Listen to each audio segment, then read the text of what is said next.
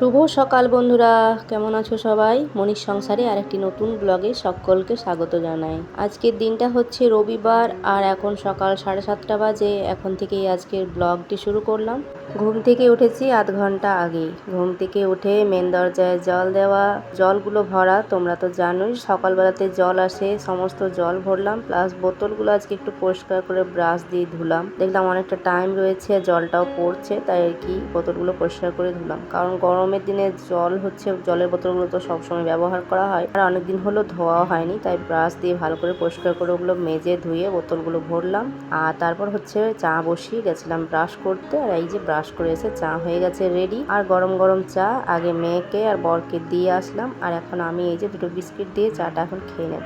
গরমের দিনে গরম গরম চা খেতে ইচ্ছে করে না, তবে কি বলতো ওই যে অভ্যাস হয়ে গেছে, সকালবেলা একবার দুধ চা একটু না খেলে না ভালো লাগে না। বৈশাখ মাস পড়ার একদিন মানে আগে থেকে, মানে চৈত্র মাসের সংক্রান্তির দিন থেকে এতটা গরম পড়েছে বন্ধুরা যে বলার ভাষা নেই। আর আমার তো গরমকাল একদমই ভালো লাগে না। আমার জন্য মানে আমার তো শীতকালটাই ভালো, যতই শীত পড়ুক না আমাকে শীতকালটাই বেশি ভালো লাগে। গরমকাল আমার একদমই পছন্দ নয়, আমি সহ্য করতে পারি না গরমটা, মানে আমার অস্থির লাগে, আমি কেমন যে লাগে আমি তোমাদের একটু বলে বোঝাতে পারবো না। যাই হোক, কিছু করার নেই। রাত্রেবেলাতে কোনো রকমের ঘুম আসছে না, রাত 12টা তো পেরোই যাচ্ছে, তারপরে হচ্ছে একটু ঠান্ডা হচ্ছে ঘরটা।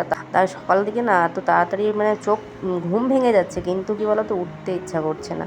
গত দুদিন হচ্ছে আগে তো মানে পরশু দিনকে প্রচণ্ড মাথা যন্ত্রণা করছিল, কারণ ঘুম হয়নি ঠিকঠাক। কালকেও হালকা হালকা যন্ত্রণা করছিল, তবে আজকে ঠিক মানে ভালো আছে। তো তার জন্য ভিডিও বানাইনি আর আজকে বললাম বানাই একটু ভিডিও। যাই হোক, আজকে তো রবিবার, তারপর কয়েকদিন থেকে ধুলো এগুলো ঝুলগুলো ঝাড়া হয়নি। আর ঝুল থাকলে না ঘরে একদমই ভালো লাগে না। তার সাথে সাথে রয়েছে মাকড়সা। তো ঝুলগুলো দেখছিলাম, মানে এমনি সময় বোঝা যায় না খুব একটা, রাত্রের দিকে যখন লাইট জ্বালানো হয় তখন ঝুলগুলো বেশ ভালো মতো বোঝা যায়। তো দেখেছিলাম কালকেই, তো ভাবলাম সকালবেলায় ঝাড়বো। ঝুলগুলো হচ্ছে সব ঝাড়লাম। আর এখন ধুলোগুলো হচ্ছে একটু বললাম আলমারি শোকেস এগুলো গুছিয়ে মানে ধুলোগুলো ঝেড়ে দিই। আসলে দেখবে সুন্দর করে যত্ন করে কোনো জিনিসটা রাখলে দেখবে বছরের পর বছর কিন্তু জিনিসগুলো বেশ সুন্দর থাকে। আজকে ওই যে আমার শোকেসটা, আজ আমার যত বছর বিয়ে হওয়া তত বছর কিন্তু শোকেসটা হয়ে গেছে। তবে ওই যে একটু ভালো করে যত্ন করে মুছে টুছে রাখলে দেখবে যেমনকার তেমনই থাকে, বোঝা যায় না।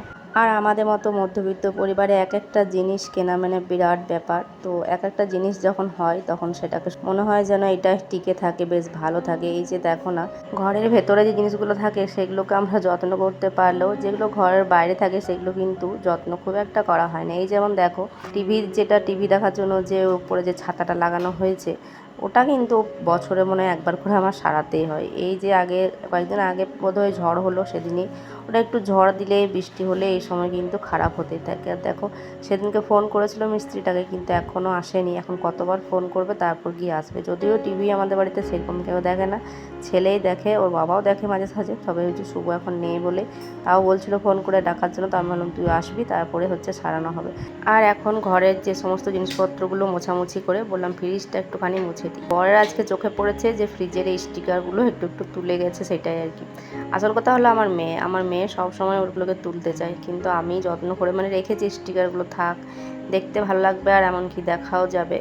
তো যাই হোক, সেই জন্য ও তুলতে পারলে হলো আর কি। না চোখের একটু আড়াল হলেই তুলবার চেষ্টা করেছিল, অনেকবার বকা দিয়েছি বলে তোলেনি। যাই হোক, তো অল্প একটু উঠে রয়েছে তাই। আর এদিকে দেখতে পেলে এখানে একটা থলি ভরেছিল, বর গেছিলো একটু বাজারে, মানে ওই সবজিপাতি এগুলোই আনতে আর কি। এনে নিয়ে মাঝখানটাতে রেখে দিয়েছিল। তো ঘর বারান্দা সবটাই ঝাঁট দিলাম, সিঁড়িটাও ঝাঁট দিয়ে দিয়েছি। আর এখন এই তো রান্নাঘরটা ঝাঁট দিয়ে নেব। বাসন কয়েকটা রয়েছে, ওগুলো ধোয়া মাজা করে তারপর হচ্ছে স্নানটাও সেরে নেব ঘরটা মুছে। আর আমার প্রিয় বন্ধুদের উদ্দেশ্যে একটা কথাই বলতে চাই যে ভিডিওটা দেখার সাথে সাথে প্লিজ তোমরা একটা করে লাইক করে দিও, আর পারলে একটা ছোট্ট কমেন্ট করে জানিও যে কে কোথা থেকে ভিডিও দেখছো আর তোমাদের কেমন লাগলো ভিডিওটা।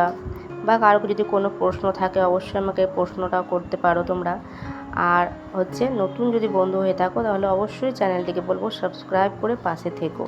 অনেক আশা নিয়ে চ্যানেলটা খুলেছিলাম, অনেক আশা নিয়ে সারাদিনের কাজকর্ম টুকটুক করে ভিডিও বানাই, তারপর সেটাকে এডিট করা, ভয়েস দেওয়া এই গরমের মধ্যে। তবে আর সেভাবে এনার্জি লাগছে না, একদমই ভিডিওতে ভিউ নেই। কয়েকদিন যাবত একদম দেখছি ভিউ হচ্ছে না, কেন জানি না। যাই হোক বন্ধুরা, বাসি কাজকর্ম সেরে স্নান সেরে পুজোটাও সুন্দর করে দিয়ে নিয়েছি। আর আজকে আমার মেয়ে ফুল তুলেছিল, অনেক ফুল তুলে নিয়েছে, আর জবা ফুল আজকে অনেক ফুটেছে, যত ফুটেছে সবটাই তুলে দিয়েছে।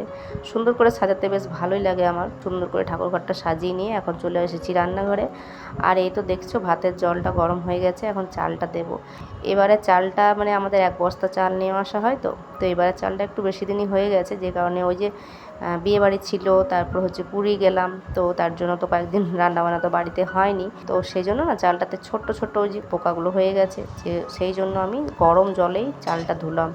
2-3 বার গরম জলে ধুয়ে নিলাম, তাতে পোকাগুলো কিন্তু চলে গেল। তো বারবার করে ওর জন্য হচ্ছে হাতাটা দিয়ে নাড়ছিলাম, কারণ গরম জলটাতে হাত দেওয়া যাবে না, কারণ শীতকাল হলে তাও পারা যায়, কিন্তু গরমকালে এতটাই যেন তো গরম লাগে। তো চালটা এই যে এখন দিয়ে নিচ্ছি, তারপর জলখাবারটা খেয়ে নেবো। আর আজকে জলখাবারটা ছাতু দিয়ে খাবো, মুড়ি খাবার জন্য আর কিছু বানাচ্ছি না।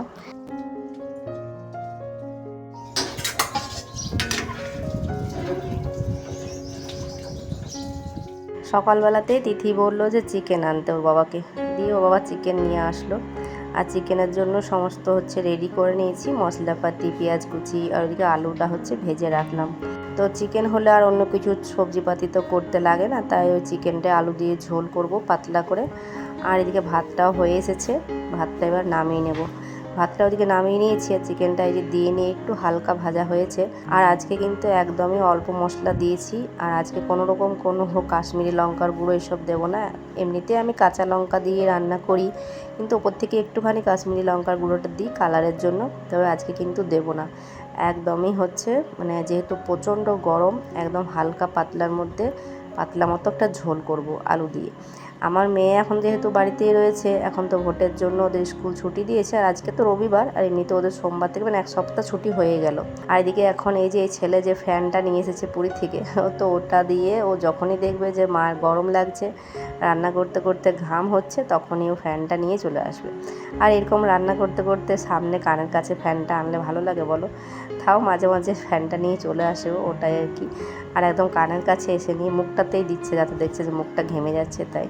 তো ওইদিকে মাংসটা হচ্ছে 2 পিস 4 পিস কষা তুলে নিয়ে জল দিয়ে দিয়েছি, তো ওটা একটুখানি ফুটুক। আর এই পাশে বাসনগুলো রয়েছে বেশ কিছু, জল খাবার খাওয়া এটা ওটা, তো ওগুলো এখন মাজা ধোয়া করে নিচ্ছি। যতক্ষণে রান্না করতে করতে রান্নাঘরটা থেকে যত তাড়াতাড়ি বেরোতে পারি কিন্তু ততই ভালো, তাই তাড়াতাড়ি কাজগুলো করার। আর এমনিতেও হচ্ছে রান্নাঘরের ঠিক কাজগুলো এমনি টুকটুক করে নিলে কিন্তু নিজেরই সুবিধা, তাই না বলো? তো দেখো বাসনগুলো হচ্ছে ধোয়া হয়ে গেল, এরপর আবারও কড়াই কুকার এগুলো হবে।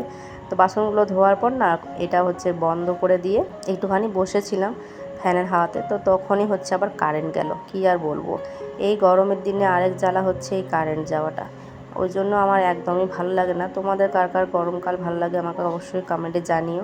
তো চিকেনটা দেখলে হয়ে গেছিলো, শেষে নামানোর আগেটাতে একটুখানি ধনেপাতা যেহেতু ছিল দিয়ে দিলাম।